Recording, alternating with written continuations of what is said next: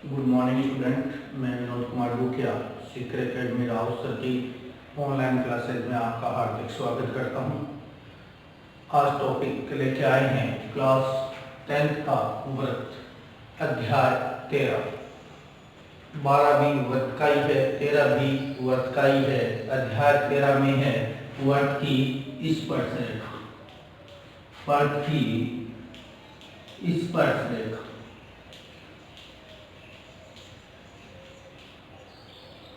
ठीक है, ये वर्ड की स्पर्श रेखा के बारे में आपको पहले बहुत कुछ बताया जा चुका है। और वर्ड की जो स्पर्श रेखा है वो वर्ड के केवल एक ही बिंदु को स्पर्श करती है।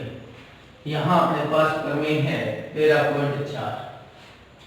यदि वर्ड की स्पर्श रेखा के स्पर्श बिंदु से एक जीवा खींची जाए तो जैसे जैसे कहा जाता है वैसे वैसे मैं दिया है उसी के अनुसार वर्ग करते हैं। यदि वर्ग की ये वर्ग है और ये वर्ग की स्पर्श रेखा है, ठीक है, तो वर्ग की स्पर्श रेखा एक्स वाई एक्स और ये लिख दिया y।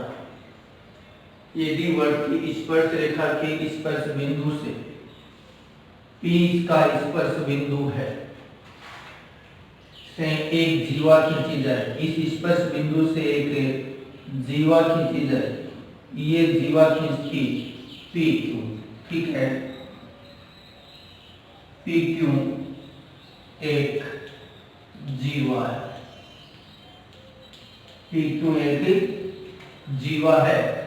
तो इस जीवा द्वारा दी गई स्पर्श रेखा से इस जीवा द्वारा दी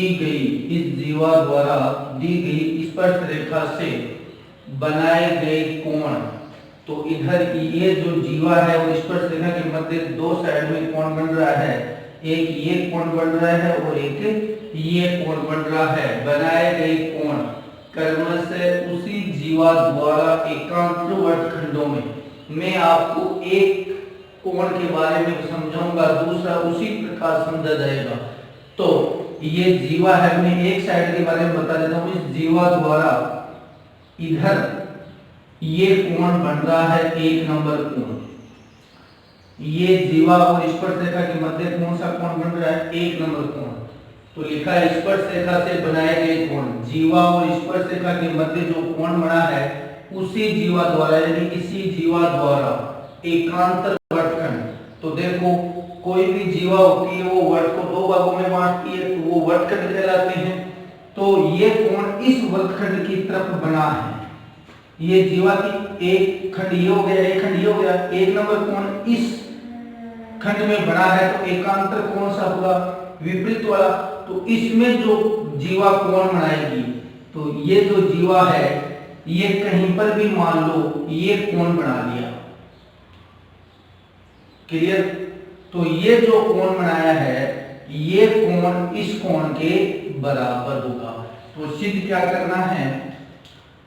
सिद्ध क्या करना है?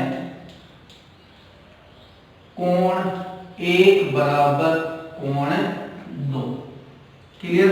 ये एकांतर वर्गखंडों में बने कोण हैं।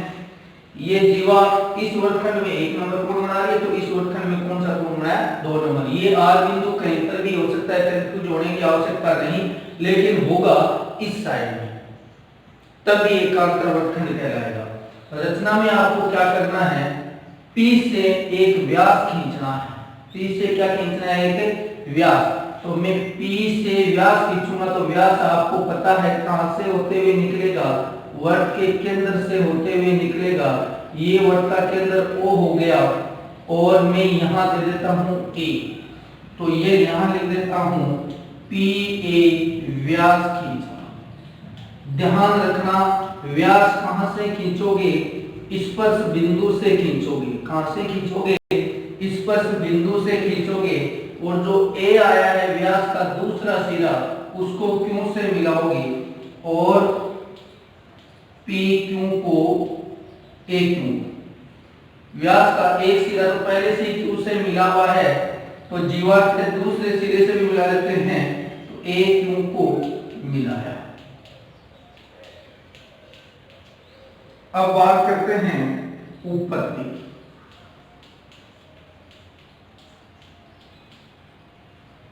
उत्पत्ति में देखो इसको मिला देता हूं ये। अब मैं इसको एक बार 3 नंबर नाम दे देता हूं और इस कोण को दे देता हूं 4 नंबर। सबसे पहले यहां लिखते हैं अर्धवर्त पर बना कोण समकोण होता है। ये मैं आपको पीछे बता चुका हूं, और ये भी एक उप प्रमेय थी अध्याय 12 के अंदर। वो थी उसकी ऊपर में थी कि केंद्र पर किसी चाप द्वारा केंद्र पर बना कोण परिधि पर बने कोण का दुगुना होता है। उसकी उप प्रमेय थी कि अर्धवर्त पर बना कोण समकोण होता है। अर्धवर्त कोण बनाता है व्यास। ये जो व्यास है, ये व्यास देखो, ये व्यास है तो अर्धवर्त बनेगा, तो अर्धवर्त का मतलब ये परिधि पर जो कोण बन रहा है वो कितने का बना, 90 डिग्री का। इसलिए कोण PQA बराबर 90 डिग्री। क्लियर? जब ये 90 डिग्री है तो त्रिभुज PAQ से PAQ एक समकोण त्रिभुज है, एक समकोण त्रिभुज है, समकोण त्रिभुज है। समकोण त्रिभुज के तीनों कोणों का योग कितना होता है, 180। उसमें से एक कोण जब 90 डिग्री का है तो बचे हुए दो कोणों का योग कितना आएगा, 90 आएगा कि नहीं आएगा। तो इसका मतलब कोण 3 प्लस कोण 4 का मान भी कितना आएगा, 90। त्रिभुज के तीनों कोणों का योग 180 होता है। लिख देते हैं, क्योंकि तीनों कोणों का योग, तीनों कोणों का योग 180, तीनों कोणों का योग 180 डिग्री होता है। क्लियर? जब तीनों कोणों का योग 180 होता है, उसमें से एक 90 का है, तो बचे हुए दो कोणों का योग कितना हो गया, 90। देखो, वर्त की त्रिज्या व, ये प्रमेय भी आपको 13 पॉइंट लिख करवा चुके हैं कि वर्त की त्रिज्या व स्पर्शरेखा परस्पर लंब होती है, परस्पर लंब होती है। जब दोनों परस्पर लंब होती है तो ये देखो व्यास का एक हिस्सा है, त्रिज्या ये स्पर्शरेखा तो 1 और 3 का, इसलिए कोण 3 प्लस कोण 1 बराबर कितना आएगा भाई, 90 डिग्री। लंबवार नहीं हुआ, तो ये त्रिज्या और स्पर्शरेखा के मध्य 90 डिग्री, तो कोण 3 और 1 को जोड़ेंगे तो कितना आएगा, 90। समीकरण 1 व 2 से, 1 और 2 से क्या कहोगे आप कि कोण 3 में जब 4 जोड़े तो उत्तर कितना आता है, 90 डिग्री, और कोण 3 में 1 जोड़ते हैं तो भी कितना आता है, 90। अब इसको लंब लेंथ लेके करोगे तो भी वही रिजल्ट निकलने वाला है, और यहां से आप बेसिकली समझोगे तो भी रिजल्ट वही आएगा। 3 में 4 जोड़े तो 90, 3 में 1 जोड़े तो 90।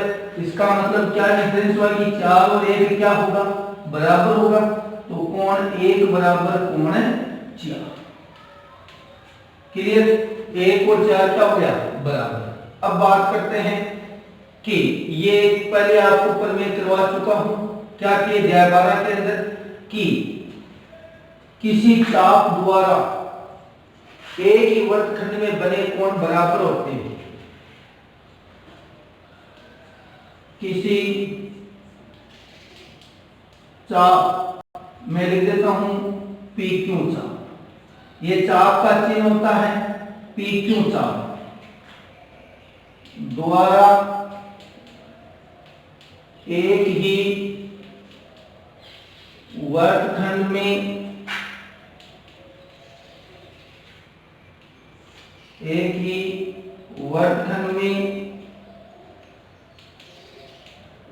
बने कोण